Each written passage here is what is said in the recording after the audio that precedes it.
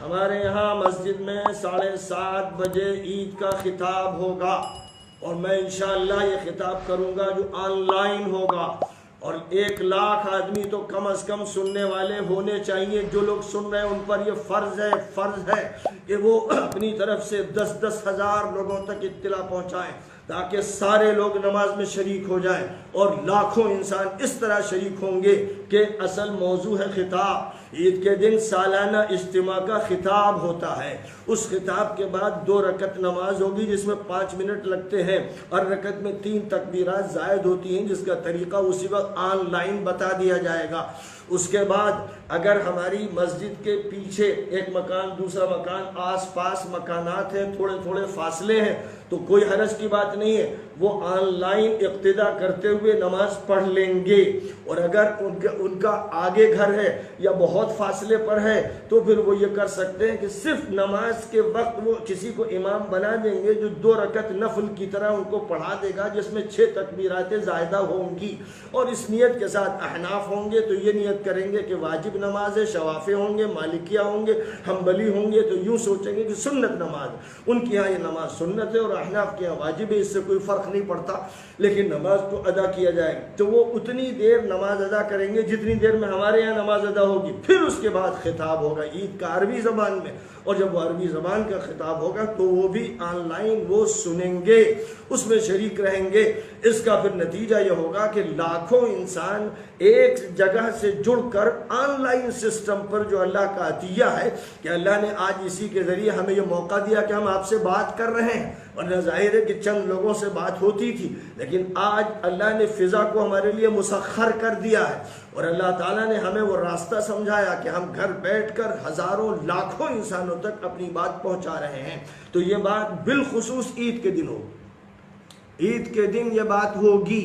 اور ہماری مسجد میں جتنے بھی لوگ ہوں گے وہ تو وہاں ہوں گے، لیکن آن لائن لاکھوں انسان اسی نماز کے ساتھ نماز پڑھیں گے، خطبہ لازماً سنیں گے، خطاب لازماً سنیں گے۔ اس لیے وہ 7 بجے سے تیار ہو جائیں گے، اپنے موبائل وغیرہ کو آن لائن کر لیں گے، اور ابھی بتا دیا جائے گا کہ کس لائن سے وہ خطبے کو سنیں گے، کون سا طریقہ کار ہوگا، اس کے بارے میں بھی تفصیلات بتا دی جائیں گی۔ تو اس طرح سے وہ گویا عید گھر بیٹھے ہوئے اجتماعی طور پر پڑھ رہے ہوں گے، اور بس جہاں پر وہ اقتداء کر سکتے ہیں اس کے بارے میں بھی مسئلہ سمجھا دوں۔ جو قطعی طور پر صف کا طریقہ ہے، وہ آپ کو معلوم ہو گیا کہ نبی ذرا سے خلا کو برداشت نہیں کرتے تھے، اور یہ فرماتے تھے کہ شیطان داخل ہو جاتا ہے، بالکل مل کر کھڑے ہو، اس کی تاکید فرماتے تھے۔ لیکن دوسری طرف صفوں کے بارے میں جو سہولت شریعت میں دی گئی ہے اس کے بارے میں سنیے۔ حضرت امام حسن بصری زبردست جلیل القدر تابعی ہیں، اور 20 صحابہ کرام کو دیکھا اور ملاقاتیں ہیں۔ وہ یہ فرماتے ہیں کہ اگر تمہارے درمیان اور امام کے درمیان بیچ میں کوئی نہر ہو تب بھی نماز درست ہے۔ دریا گومتی ہے مثلا، یا کوئی اور دریا ہے، امام صاحب اس ساحل پر نماز پڑھ رہے ہیں اور آپ اس ساحل پر نماز پڑھ رہے ہیں، بیچ میں یہ دریا بہ رہا ہے، تو آپ کی اقتداء درست ہے۔ اور یہ کون کہہ رہا ہے؟ امام حسن بصری، جن کی جلالت شان پر، جن کے علم پر، جن کے تقوی پر پوری امت کا اتفاق ہے۔ حضرت عروہ جو حضرت زبیر کے فرزند ارجمند ہیں، وہ فرماتے ہیں کہ وہ امام کی نماز کی اقتداء ایسے گھر میں بھی کر لیتے تھے جس کے اور مسجد کے درمیان سڑک ہوتی تھی۔ مسجد اور ان کے گھر کے بیچ میں سڑک ہے، اور وہ اپنے گھر میں اقتداء کر رہے ہیں امام کی، تو اس کو درست مانتے تھے۔ نہر، ابھی آپ نے راستہ دیکھا۔ امام مالک جو ائمہ اربعہ میں سے زبردست امام ہے، اور مدینہ منورہ کے تو وہ متفق علیہ امام تھے، دارالہجرت کے امام شمار کیے جاتے ہیں۔ انہوں نے بھی یہ فرمایا کہ اگر امام کے درمیان اور صف کے درمیان جو اقتداء کر رہے ہیں ان کے درمیان کوئی نہر ہو چھوٹی یا راستہ ہو تو کوئی حرج نہیں ہے۔ حضرت امام شعبی اور امام ابراہیم نخعی زبردست قسم کے یہ وہ حضرات ہیں جن کو اللہ تعالیٰ نے فقاہت کی اعلیٰ ترین شان نصیب فرمائی۔ وہ کہتے ہیں کہ اگر بیچ میں راستہ واسطہ آ جائے تب بھی امامت درست ہے اور اقتداء درست ہے۔ اب اتنی واضح طریقے پر جب یہ باتیں آ گئیں تو اس لیے اگر مسجد میں نماز پڑھا رہا ہوں تو اس کے قریب جو مکان ہیں وہاں والے، جیسے ہمارے مسجد کے مشرقی رخ پر مکان ہے اور ادھر مغربی رخ پر مکان ہے، بیچ میں روڈ بھی ہے، تو یہ ان مکانات والے پھر اس کے بعد ان سے متصل مکان ہے، اس مکان سے وہ متصل ہے، پھر بیچ میں ایک روڈ ہے، پھر ایک مکان ہے، پھر دوسرا مکان، پھر تیسرا مکان، تو پورے محلے کے لوگ نماز پڑھ سکتے ہیں۔ مسجد میں نماز ہوگی، وہ اپنے اپنے گھروں میں رہتے ہوئے اقتداء کر لیں گے، اور آن لائن طریقہ ہوگا۔ بھائی ایک طریقہ یہ ہوتا کہ مائک ایسے لگائے جاتے ہیں، ساؤنڈ سسٹم ایسا ہوتا کہ سینکڑوں میل تک بات پہنچتی، وہ نہیں ہو پا رہا ہے، تو اب اس کے بدلے میں الیکٹرانک میڈیا کا استعمال کرتے ہوئے آن لائن نماز کو نشر کیا جائے گا، اور جو لوگ پھر اس تسلسل میں کہیں پر اپنے مکان میں موجود ہو وہ اس نماز میں اقتداء امام کی کر سکتے ہیں۔ اس سلسلے میں میں نے آپ کو امام حسن بصری، حضرت عروہ، حضرت امام مالک، حضرت شعبی، حضرت ابراہیم نخعی، ان سب کے اقوال پیش کر دیے ہیں، اور یہ ہمارے لیے بالکل کافی ہیں، یہ حجت ہے اور ان کا قول حجت ہے۔ اس لیے ضرورت اس بات کی ہے کہ جب آپ صفوں کو پھاڑ رہے ہو، جمعہ چھوڑ رہے ہو، جماعت چھوڑ رہے ہو، مجبوری ہے مجبوری، تو اب اس مجبوری سے بہتر ہے کہ یہاں تو اقوال بھی موجود ہیں۔ اس لیے میرا یہ کہنا ہے کہ ہر مسجد میں عید کی نماز کی جائے، اور چونکہ شادی کے لیے حکومت کی طرف سے 50 آدمیوں کو اجازت دی گئی ہے، اس لیے کم از کم 50 آدمی تو ہر مسجد میں ہوں، پھر اس مسجد سے لگے ہوئے مکانات میں رہنے والے اقتداء کریں اپنے مکانوں میں رہتے ہوئے، اور آن لائن نماز کی تمام حرکات کو نقل کیا جائے تاکہ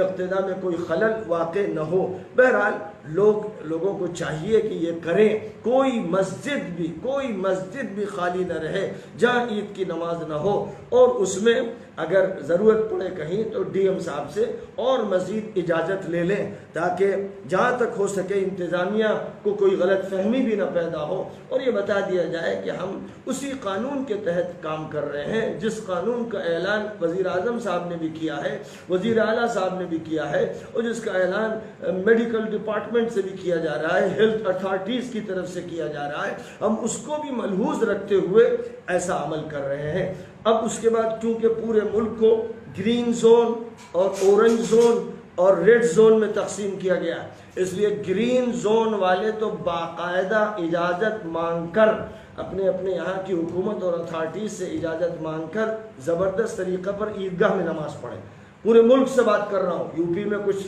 بعض جگہوں پر سختی زیادہ کی گئی ہے تو وہ اپنے مسئلے کو اس طرح حل کرے جس کو میں نے پہلے بیان کیا، لیکن ملک میں جہاں گرین زون ہے وہاں پر اجازت لی جائے، اطلاع دے دی جائے، اور عیدگاہ میں ویسے ہی نماز ہو جیسے معمول کے مطابق ہوتی ہے، وہاں یہ عمل کرنا چاہیے۔ اور جہاں پر ریڈ زون ہے وہاں احتیاط اسی طرح کرنی چاہیے جیسے اب تک کرتے چلے آ رہے ہیں، اور چند لوگ مسجد میں حاضر ہو کر نماز پڑھیں، اور پھر آن لائن اقتداء کا نظام ہو۔ پھر اقتداء میں زیادہ جو اہم ہے وہ ہے خطاب کا سننا۔ یہ سالانہ اجتماع ہے، اگر آپ سب ایک جگہ جمع نہیں ہو پا رہے ہیں تو پھر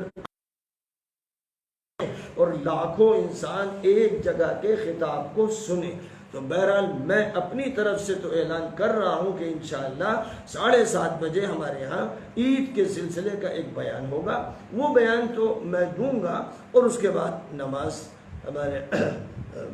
کوئی امام پڑھا دے گا، اور اس کے بعد جو خطاب ہے وہ بھی کسی کے ذمہ کر دیا جائے گا، جو خطبہ عربی میں معمول کے مطابق دیا جاتا ہے۔ لیکن جتنے لوگ سن رہے ہیں ان سے کہہ رہا ہوں، وہ جتنوں تک بات پہنچا سکتے ہیں ان سے کہہ رہا ہوں کہ اس نماز سے وہ جڑ جائیں، اور اس طرح جو اجتماعی نظام ہے ہمارا اور یہ سالانہ اجتماع ہے یہ واقعہ بن جائے، اور صبح سے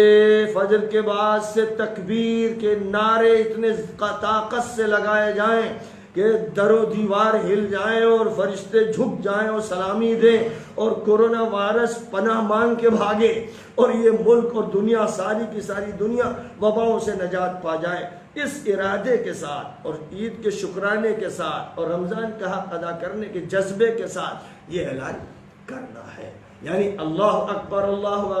الہ الا اللہ واللہ اکبر وللہ الحمد۔ یا اللہ اکبر کبیرا والحمد للہ کثیرا وسبحان اللہ بکرۃ واصیلا، اس طرح کے جو بھی کلمات منقول ہیں ان کلمات کو ادا کیا جائے، لیکن بلند آواز سے کیا جائے، قوت کے ساتھ کیا جائے کہ محلے گونج جائے اور یہ گونج دور دور تک سنائی دے، یہ بہت ضروری ہے۔ یہ خاص طور پر کل کا عمل ہے اور یہی عید کی جان ہے۔ عید کی اس جان کا خیال رکھنا ہے کہ اگر اس میں کوتاہی کر دی گئی تو بڑا نقصان ہوگا۔ بہرحال ان اعلانات کے ساتھ ایک ضمنی اعلان بھی کر دینا چاہتا ہوں۔ ایک تو یہ کہنا چاہتا ہوں کہ ندوے میں، دیوبند میں اور دیگر مدارس میں مسجد میں نماز ہونی چاہیے، 50 افراد ہوں، پھر وہاں جو طلبہ ہوں وہ اپنے اپنے کمروں میں، دالانوں میں، جہاں جہاں پر بھی وہ اصول کا لحاظ رکھتے ہوئے، ہدایات کو ملحوظ رکھتے ہوئے کھڑے ہو سکتے ہوں تو راستہ بیچ میں ہو، دوری ہو، اس سے کوئی فرق نہیں پڑتا، اقتداء صحیح ہوگی۔ لیکن جتنے لوگ بھی ہیں اس کیمپس میں، ان سب کی عید کی نماز ایک امام کے ساتھ ہو، ایک امام کے پیچھے ہو، یہ انہیں کرنا چاہیے، یہی حکم شرعی ہے۔ اور اس کے علاوہ جو دوسرے حل بتائے جا رہے ہیں جس میں گویا ہماری اس اجتماعیت کو پارا پارا کرنے کے مرادف عمل ہو رہا ہے، وہ درست نہیں۔ ایک وضاحت آپ نے کر دی تھی لیکن اس کی پھر اور بات واضح ہو جائے، جن حضرات کے مکانات مسجد سے دور ہیں تو کیا وہ موبائل کے ذریعے تو اقتداء ان کی ہو نہیں سکتی نماز کی؟ تو نماز میں آپ نے فرمایا تھا کہ وہ اپنے یہاں خود کوئی ایک امام بنا لے۔ دو شکلیں ہیں، اگر وہ گھر یعنی ایک گھر اور دوسرے گھر سے قریب ہے اور بیچ میں کوئی راستہ ہے، یہاں تک کہ کوئی نہر بھی ہے جیسے گومتی نہر ہو یا جمنا ہو تو بھی اقتداء ہو سکتی ہے۔ جیسے کہ اگر کسی اور شہر میں ہے، لکھنؤ کی، اگر کسی اور شہر میں ہے تو وہ ہمارے ساتھ نماز میں بیان میں شریک رہیں، خطبے میں شریک رہیں، نماز کا بیچ کا 5-7 منٹ کا جو وقفہ ہے اس میں اپنے میں سے کسی کو امام بنا لیں اور وہ نماز پڑھ لیں، یعنی اپنے میں سے کسی کو امام بنا کر عید کی نماز پڑھ لیں۔ ایک اور بات اس سلسلے میں مزید عرض کرنی ہے، عن ابن مسعود رضی اللہ تعالی عنہ قال من فاتته صلاة العید فلیصلی 4، مجمع الزوائد میں یہ حدیث دوسری جلد میں نمبر اس کا 205 ہے، اور طبرانی نے معجم کبیر میں یہ حدیث ذکر کی ہے، اس کا نمبر 9532 ہے، جس میں حضرت عبداللہ ابن مسعود جیسے فقیہ حضور کے صحابی جلیل یہ فرماتے ہیں کہ اگر کسی کی عید کی نماز فوت ہو جائے تو وہ 4 رکعت پڑھ لے، یعنی 4 رکعت نفل کی نیت سے پڑھ لے۔ تو جو عید کا وقت ہوتا ہے اس وقت وہ عیدگاہ نہیں جا سکا، عید کی نماز نہیں مل سکی تو وہ بھی محروم نہ ہو، نماز کا بھی متبادل ہو۔ تو نماز کے متبادل کے لیے تو یہ بتا دیا گیا کہ 4 رکعت پڑھ لے۔ اس زمانے میں میڈیا تھا نہیں الیکٹرانک، ورنہ وہ یہ کہتے ہیں کہ وہ سن لے، الیکٹرانک میڈیا سے خطبہ بھی سن لے۔ تو وہ بات اب میں آپ کے سامنے ذکر کر رہا ہوں کہ وہ خطبے سے جڑا رہے، بیچ کے وقفے میں اگر عید ہو سکتی ہو تو عید کی نماز پڑھ لیں، ورنہ 4 رکعت لوگ پڑھ لیں، تاکہ شکرانہ جو اللہ کا رمضان کے بعد عید کے دن ادا کرنا ہے وہ نماز کے ذریعے شکرانہ بھی ہو اور تکبیرات کے ذریعے بھی شکرانہ ہو۔ پھر جو خطبہ ہوگا نماز کے بعد والا جو عید کا اصل خطبہ ہوتا ہے وہ بھی سنیں، اور اس سے فارغ ہونے کے بعد اب وہ محسوس کریں کہ وہ گویا کہ عیدگاہ سے اٹھ رہے ہیں اور ان کی اجتماعیت پوری محفوظ ہے، اور گویا انہوں نے تمام شیطانی اور ابلیسی اور دجالی دجل و فریب کو شکست دے دی ہے، اور وہ اپنے دین، اپنے قرآن، اپنی حدیث پر عمل کرنے کے لیے پرجوش ہے۔ تو یہ میری درخواست ہے اور امید ہے کہ اس درخواست پر توجہ دی جائے گی۔ بہت ممکن ہے کہ بعض لوگ منفی تبصرے بھی کریں، لیکن میں تمام ان لوگوں سے کہوں گا جو رمضان کی برکتیں حاصل کر چکے ہیں اور عید کا شکرانہ ادا کرنا چاہتے ہیں کہ ایسی باتوں کو اگر سننے کا موقع آئے تو اپنے کانوں میں روئی ٹھونس لیں، کیونکہ دنیا میں بہت سے انسانوں کی شکل میں ابلیس کے ہرکارے اور شیطان کے خادم موجود ہیں، وہ بھی ایسی شکلوں میں سامنے آتے ہیں کہ لوگ دھوکہ کھا جاتے ہیں کہ یہ تو بڑے صوفی ہوں گے یا بڑے مولانا ہوں گے اور بڑی اچھی بات کر رہے ہوں گے، لیکن حق سے دور کرتے ہیں۔ اللہ تعالیٰ ہر شر سے ہماری حفاظت فرمائے، ہر خیر